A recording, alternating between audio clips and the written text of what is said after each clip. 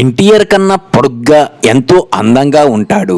మద్రాసు వీధుల్లో అలా నడుచుకుంటూ వెళ్తున్న ఆయనను ఓ నిర్మాత చూసి వెంటనే తన సినిమాలో అవకాశం ఇస్తానని పిలిచారు.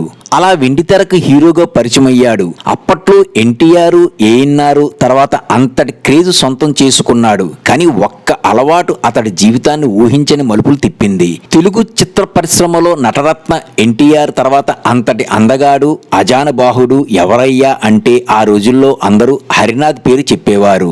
హరినాథ్ 1936లో సెప్టెంబర్ 2న తూర్పుగోదావరి జిల్లా పిఠాపురం మండలం రాపర్తి గ్రామంలో బుద్ధరాజు వరహాలరాజు దంపతులకు జన్మించారు. ఈయనకు ఒక కుమారుడు శ్రీనివాసరాజు, కుమార్తె పద్మజ ఉన్నారు. తండ్రి అయిన బుద్ధరాజు వరహాలరాజు శ్రీ ఆంధ్ర క్షత్రియ వంశరత్నకరము అనే గంధ రచయిత. కాకినాడ పిఠాపురం రాజా పిఆర్ కళాశాలలో చదువుకునే రోజుల్లో హరినాథ్ ఇన్స్పెక్టర్ జనరల్ వంటి అనేక నాటకాల్లో నటించి బహుమతులు అందుకున్నారు. సాంఘిక చిత్రాలే కాకుండా పౌరాణిక, చారిత్రక, జానపద చిత్రాలను నటించి ఎన్టీఆర్, ఏఎన్ఆర్ తర్వాతి వరుసలో నేనున్నానంటూ నిరూపించుకున్నారు హరినాథ్. అయితే ఎంత ఎదిగినా ఒదిగి ఉంటేనే జీవితం హ్యాపీగా సాగుతుంది. అలా కాకుండా ఎదిగే సమయంలో వృత్తిని నిర్లక్ష్యం చేసి వ్యసనాల బాట పడితే వారి జీవితం అస్తవ్యస్తం అవుతుందనేందుకు ఆయన జీవితం నిదర్శనం.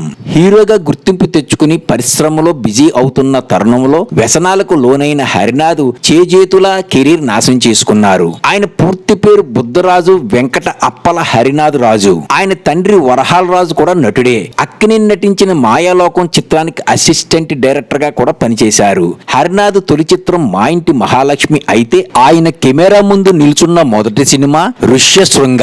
ఆ తర్వాత భక్త సబరి, మనోరమ, సహస్ర చిర్చేద, అపూర్వ చింతామణి తదితర చిత్రాల్లో నటించారు.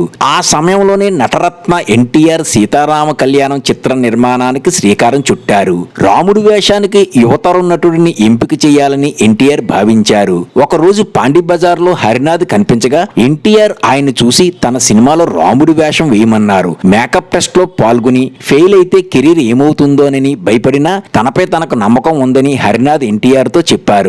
ఎన్టీఆర్ నవ్వేసి స్వయంగా నుదుట తిలకం దిద్ది టెస్ట్ కు సిద్ధం చేశారు. చివరికి హరినాథ్ రాముడిగా ఎన్నికయ్యారు.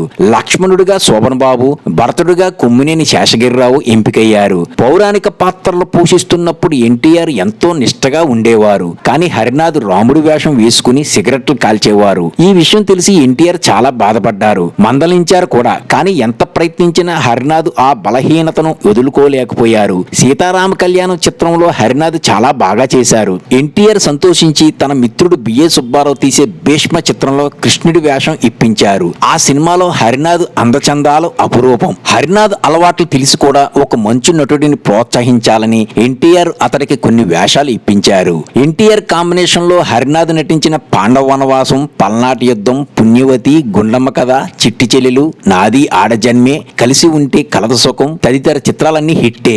ఎన్టీఆర్ నుంచి నటన పరంగా ఎంతో నేర్చుకున్న హరినాథ్ ఆయన క్రమశిక్షణ మాత్రం, అంకిత భావాన్ని మాత్రం అలవర్చుకోలేకపోయారు. 1961 నుండి 1972 వరకు తెలుగు సినిమాల్లో హరినాథ్ స్వర్ణయుగం అని చెప్పవచ్చు. జమునతో వచ్చిన వివాదం కారణంగా ఎన్టీఆర్, ఏఎన్ఆర్ ఆమెతో నటించడానికి నిరాకరించిన సమయంలో హరినాథ్, జమున జంటకు ప్రేక్షకుల నిరాజనం పట్టారు. ఎన్టీఆర్, ఏఎన్ఆర్ తర్వాత స్థానం హరినాథ్దే అనే అభిప్రాయం ప్రేక్షకుల్లో ఏర్పడిపోయింది. సరిగ్గా అదే సమయంలో మత్తుకు అలవాటు పడ్డారు హరినాథ్. కొందరు జాగ్రత్తలు చెప్పినా వినలేనంత మైకం ఆయన ఆవహించేసింది. ఎస్వి రంగారావు, హరినాథ్ మధ్య ఆ రోజుల్లో మంచి స్నేహం ఉండేది. ఇద్దరూ గొప్ప నటులే. నటనలో పోటీ పడితే బాగుండేది, కానీ వ్యసనంలో ఇద్దరు పోటీ పడ్డారు. హరినాథ్కు వేషం ఇస్తే షూటింగ్ వస్తారో రారో తెలియదు.